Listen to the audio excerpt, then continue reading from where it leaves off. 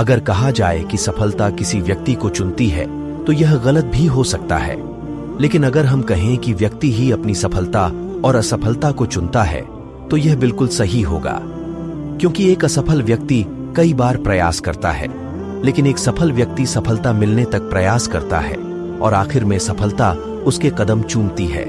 आज एक ऐसी स्टोरी बताने जा रहा हूं जिससे अगर आप बिजनेस में नए हो तब भी आपको बिजनेस की काफी हद तक समझ आ जाएगी। यह कहानी नेटवर्क मार्केटिंग बिजनेस और अन्य बिजनेस या फिर कहें कि हर जगह काम आने वाली कहानी है। यह कहानी हमें बताएगी कि नकारात्मकता में भी सकारात्मक नजरिया कैसे रखते हैं। एक बुजुर्ग व्यापारी था जिसके 2 बेटे थे और उन दोनों की शादी हो चुकी थी और उन दोनों लड़कों के बच्चे थे। उस बुजुर्ग व्यापारी की मार्केट में मिठाई की बहुत बड़ी दुकान थी। उसी दुकान पर उसके दोनों बेटे भी काम करते थे जो अपने पिता की मिठाई की दुकान चलाने में मदद करते थे। उनकी दुकान पूरे मार्केट में सबसे अच्छी चलती थी। उस बुजुर्ग व्यक्ति को पूरा शहर जानता था और उसकी बहुत इज्जत करते थे। एक समय की बात है जब दिवाली का समय था। उस समय उनकी मिठाई की दुकान पर बहुत भीड़ रहती थी क्योंकि सीजन था। उनकी दुकान पर एक व्यक्ति आता है और उनसे मिठाई खरीदता लेता है और जाने लगता है। तो वह बुजुर्ग व्यक्ति उस व्यक्ति से कहता है, साहब मिठाई के 500 रुपए तो दे दीजिए। व्यक्ति, पैसे दे तो दिए और कितने पैसे चाहिए? बुजुर्ग व्यक्ति, साहब अभी आपने पैसे नहीं दिए। अरे बुढ़े पागल हो गया है क्या, तुझे पैसे दे तो दिए। और उनकी बहस होने लगती है और इतने में उस व्यक्ति को गुस्सा आ जाता है और वह उस बुजुर्ग व्यक्ति में एक थप्पड़ मार देता है। फिर वहां पर बहुत भीड़ लग जाती तो वहां लोग उस मामले को रफा दफा कर देते हैं।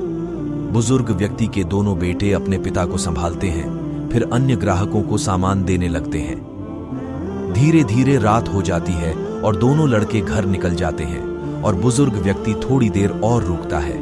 काफी समय निकलने के बाद जब बुजुर्ग व्यक्ति अपने घर नहीं आता तो दोनों लड़कों को चिंता होने लगती है कि आज जो कुछ भी हुआ अच्छा नहीं हुआ, कहीं बाबूजी कुछ गलत काम न कर लें, इसलिए वह उन्हें ढूंढने के लिए निकल ही रहे थे। इतने में वह बुजुर्ग व्यक्ति आ जाता है। बेटा, कहां गए थे आप? बुजुर्ग व्यक्ति, मैं उस व्यक्ति को मिठाई देने के लिए उसके घर गया था जिससे आज झगड़ा हुआ था।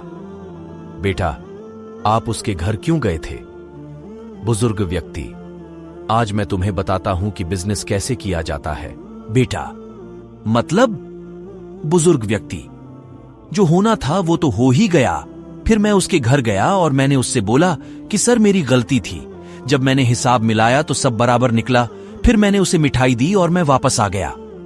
बेटा, एक तो उसने मिठाई के पैसे भी नहीं दिए और आप उससे घर जाकर माफी मांग कर आ रहे हैं। हाँ। बुजुर्ग व्यक्ति, तुमने बिजनेस करना तो सीखा ही नहीं। अगर आज मैं उसके घर नहीं जाता तो वह दूसरी जगह से मिठाई खरीदता और पूरे मार्केट में हमारी बुराई करता, जिससे हमारी दुकान की वैल्यू गिरती। लेकिन अब वह हमारी बुराई नहीं करेगा और हमारे पास से ही मिठाई खरीदेगा। बेटा, लेकिन हमारा जो नुकसान हुआ उसका क्या? बुजुर्ग व्यक्ति, उसको जो करना था उसने किया, लेकिन अब धीरे धीरे उससे पैसा कैसे निकालना है ये तो मुझे पता है। अब वो आएगा तो हमारे ही पास। इसे कहते हैं व्यापारी।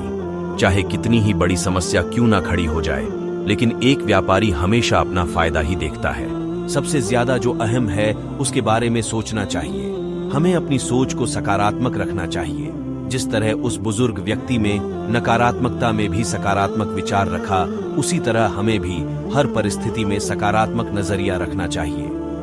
अगर आप नेटवर्क मार्केटिंग बिजनेस करते हैं या किसी और चीज के बिजनेस में हैं, तो सबसे पहले तो आपको यह सीखना चाहिए कि बिजनेस करते कैसे हैं, जो कि इस कहानी में बताया गया है। परिस्थिति कैसी भी हो, हमें अपने ग्राहक से अपना व्यवहार खराब नहीं करना चाहिए, क्योंकि कौन सा पेड़ कितनी गहराई रखता है ये हमें पता नहीं होता। इसलिए अपने ग्राहक के साथ अच्छा व्यवहार होना चाहिए। बिजनेस करने के लिए आपको सबसे ज्यादा जरूरी है लोक व्यवहार। उसमें आपको महारत हासिल करनी होगी ताकि आपका बिजनेस किसी भी परिस्थिति में बंद ना हो। इसी तरह की और अच्छी सीख देने वाली मेरा चैनल एडवांस रिसर्च सिस्टम को सब्सक्राइब करें।